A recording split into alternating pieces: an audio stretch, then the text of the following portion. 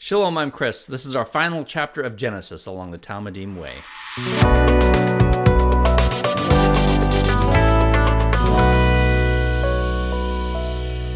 Genesis chapter 50, this is the deaths of Jacob and Joseph. We're going to see the tone change quite a bit. We're heading into Exodus, and that will begin with the nation in slavery. And so this chapter is going to take a bit of a dark tone. We'll see some of that working through. There's a lot of puzzles in this chapter as well. So receive the word with great eagerness. Be Bereans, examining the scriptures daily to see whether these things be so. Still in the land of Egypt, in the area of Goshen, where the brothers were herding their sheep and their livestock and all of that. This will be, our last chapter of Genesis. There's going to be one more trip up to the Holy Land to bury Jacob, and then the story of Genesis will conclude in Egypt. Chapter 50, verse 1, Then Joseph fell on his father's face, wept over him, and kissed him. Joseph commanded his servants, the physicians, to embalm his father. So the physicians embalmed Israel. Now 40 days were required of it, for such is the period required for embalming. And the Egyptians wept for him for 70 days. We're going to see that death and darkness is all throughout this chapter. This chapter is the only one that mentions embalming of Hebrews. We're going to see later at the end that Joseph was also embalmed. We have to remember that the Egyptian culture was absolutely obsessed with death. Walton writes that this embalming was an elaborate and ritual-filled procedure performed by a trained group of mortuary priests. So probably not physicians the way we think of physicians, but more of a religious service here. They believed that the body must be preserved, and it had to be kept as a repository because in case the soul wants to come back and re-inhabit the body, that's what they would be looking for. What would happen, according to Walton, is the body would rest in a bath of some type of embalming fluids for 40 days. And then this would be followed by the typical 30-day mourning period that we can read about in Deuteronomy chapter 34. So 40 plus 30, you get a total of 70 days. This is really what we might call today a state funeral. Jacob got the royal treatment. It's said that pharaohs themselves would get 72 days. So Jacob is getting just shy of that at 70 days. When the days of mourning for him were past, Joseph spoke to the household of Pharaoh, saying, If now I have found favor in your sight, please speak to Pharaoh, saying, My father made me swear, saying, Behold, I am about to die. In my grave, which I dug for myself in the land of Canaan, there you shall bury me.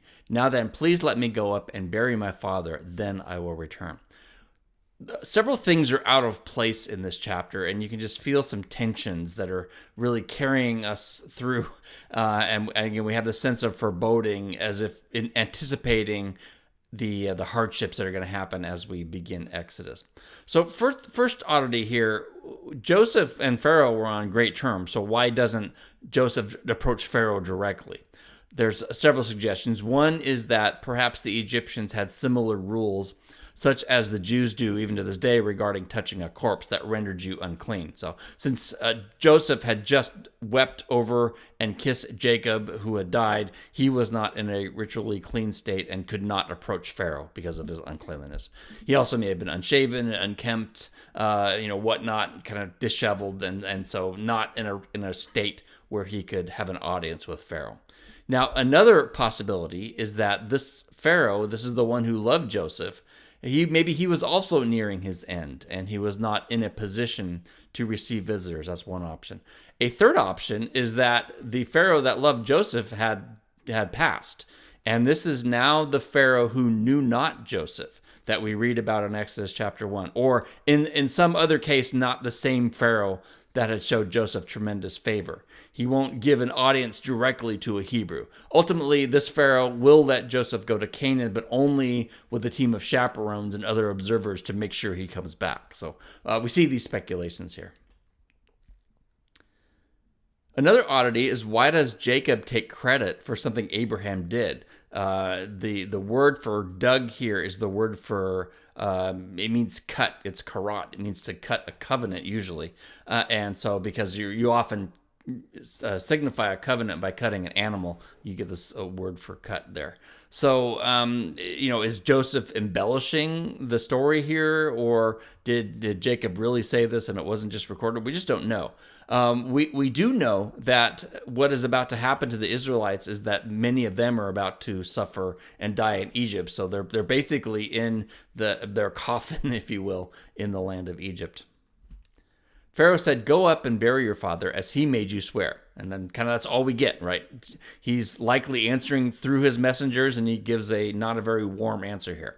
So Joseph went up to bury his father, and with him went up all the servants of Pharaoh, the elders of his household, and all the elders of the land of Egypt, and all the household of Joseph, and his brothers, and his father's household. They left only their little ones and their flocks and their herds in the land of Goshen.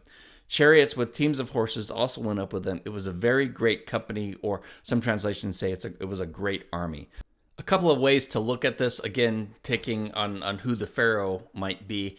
If we assume this was the Pharaoh who knew and loved Joseph, then we have this grand procession that results from Joseph's high esteem that he held in the eyes of Pharaoh.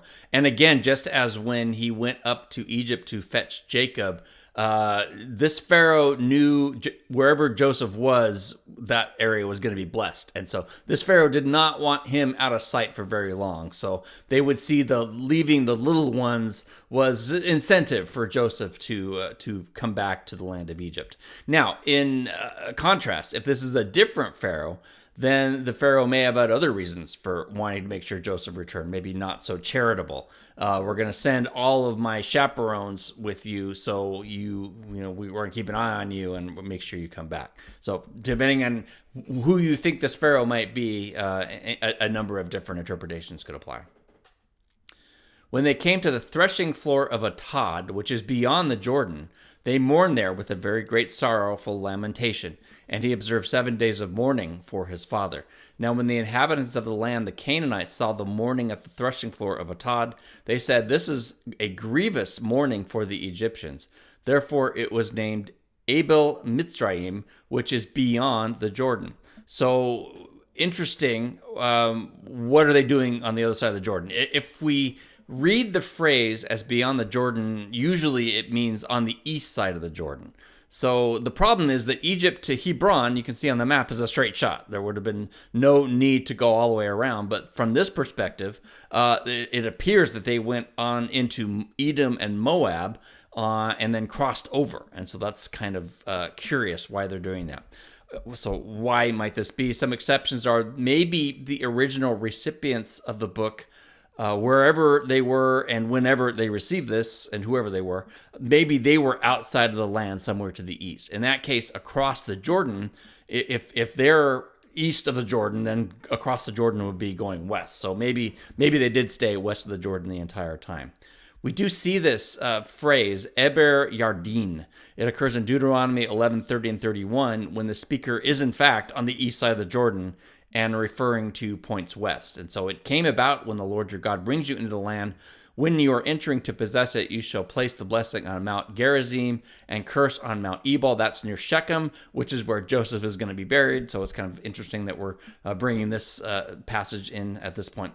Are they not across the Jordan west of the road? And then later on, you are about to cross the Jordan to go take possession of the land which the Lord your God is giving you. So usually across the Jordan means east of the Jordan, but it is not unheard of for the phrase to mean west of the Jordan. So in this view, the author is not in Egypt and not in the Promised Land, but somewhere to the east. So that's one explanation. Another explanation is maybe they just took the long way around.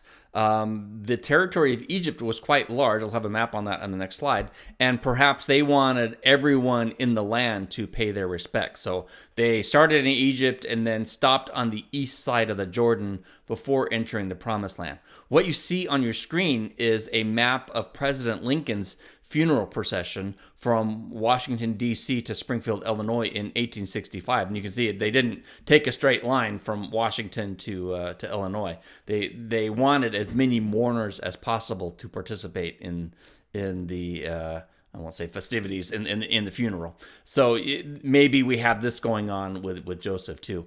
We can see that at the time Egypt was large, and they did have territory not only in the Sinai Peninsula and modern Israel, Lebanon today, but also parts of modern Jordan were also in Egypt's territory. A third option, and this is more interesting and more speculative, is that God is supernaturally and prophetically mapping out the way that the Israelites are going to take in the wilderness.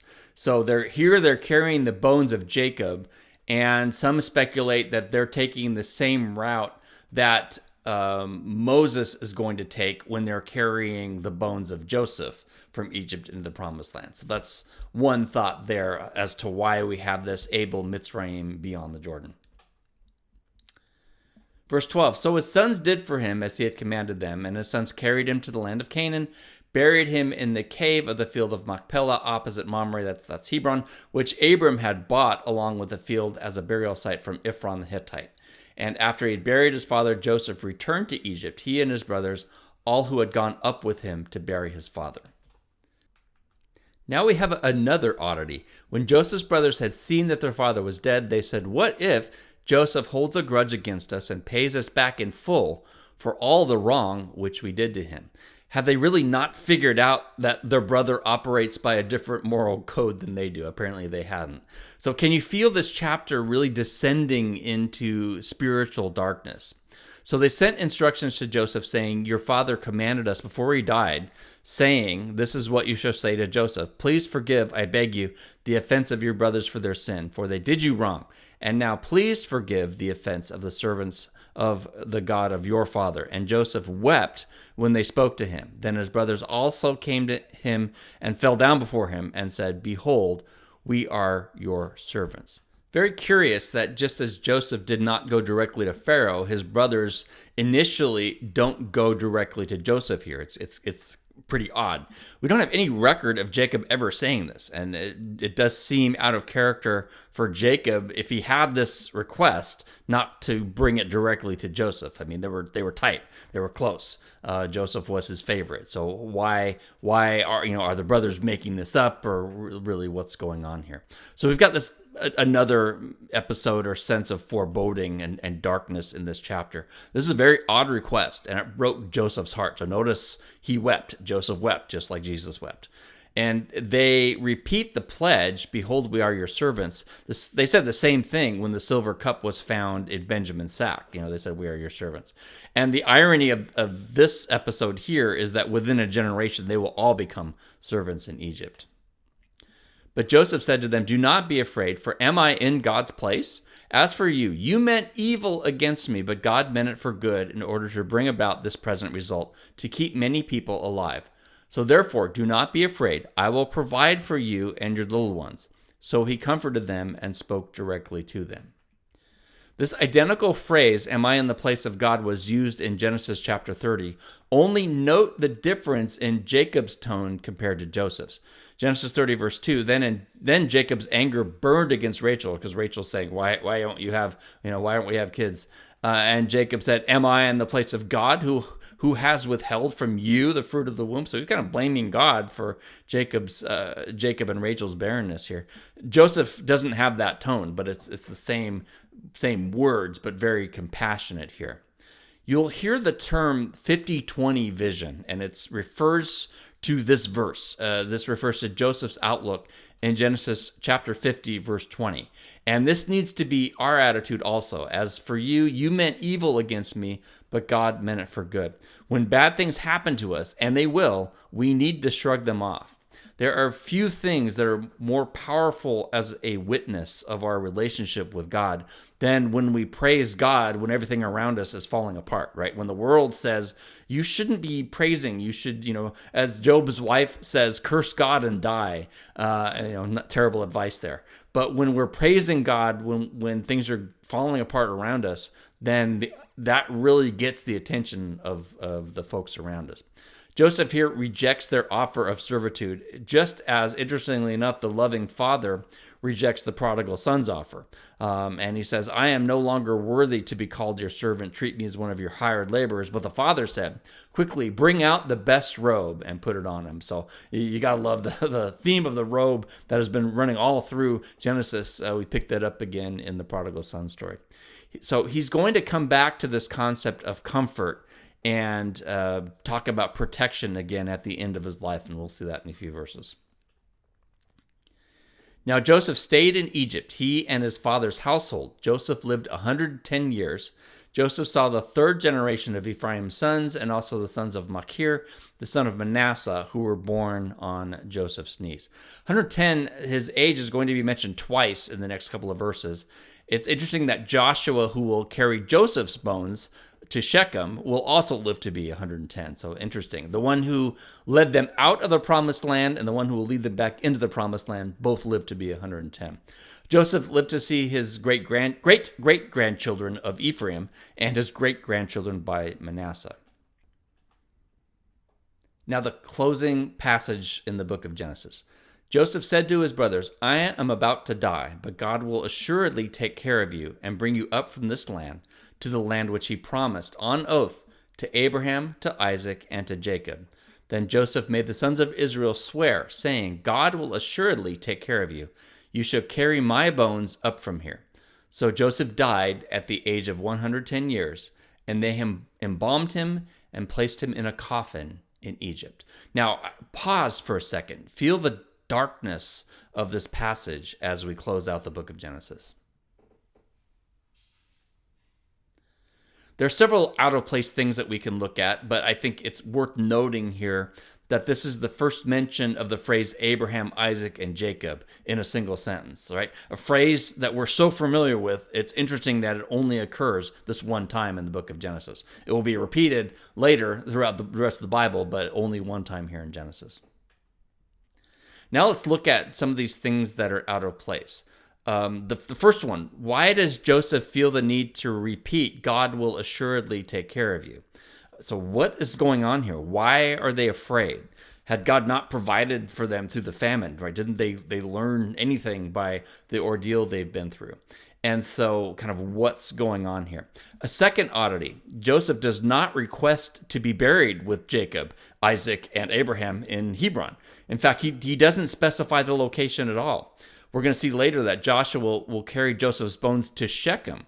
And that, as an aside, will provide an interesting backdrop in John chapter 4, because Dr. Lazorkin, a New Testament scholar, views Joseph as a silent witness to that famous discussion between Jesus and the Samaritan woman. So why doesn't he specify? Why not Hebron? Why doesn't he tell them where to bury him? And the third oddity is when Jacob died, they carried him up immediately. So why does Joseph tell them that they now have to wait until God brings them up from Egypt? And then also note another oddity. There's no mourning for Joseph. Joseph was famous. He was loved. And yet there's no record of the mourning that we saw for Jacob. So we're starting to see that something was really amiss in Egypt. And perhaps there was this Pharaoh who knew not Joseph. Maybe he had already taken over and things were changing. Things were not going so well for the Joseph and his family. There's one more oddity, and that's found in the very last word of the book of Genesis. Why in the world does a book of the Torah, which is about God's people and God's promises, including God's promised land, why does it end with Egypt? Typologically, Egypt represents the fleshly, materialistic, and fallen world. Egypt is everything that God hates, and it's everything that God came to fix. They're not supposed to be there, and yet here they are. God's going to fix that, but for now, we have to get the sense that this is very wrong. And despite all this, though, despite this kind of descending, you hear Joseph offering hope. Joseph is saying, you will carry this. It looks bad now, but God will deliver you, and you will carry my bones up from here. So let's hold on to that. Although they're in Egypt where they're not supposed to be, Joseph is pointing to the fact that his hope, at least, lies beyond Egypt. And so that's just something to think about when we're in our world that's very evil and very dark. We look for a future redemption, just as Joseph looked for a future redemption. Franz Delitzsch was a Hebrew scholar in the 18th century. He wrote, "Thus the account of the pilgrim life of the patriarch terminates with an act of faith on the part of dying Joseph." And so Joseph is, again, it's not looking good, but you have this hope. Hold on to hope. That's what faith is all about. Now, if we pull back a little bit, it's interesting, at least it's interesting to a geography nerd like me, that all 5 books of the Torah end with a geographic reference. So in Genesis chapter 50, we have the Joseph dying, and he's placed in Egypt. Exodus 40 has the house of Israel. Now, that's a national people reference, but it also is a place name. Leviticus ends with Mount Sinai.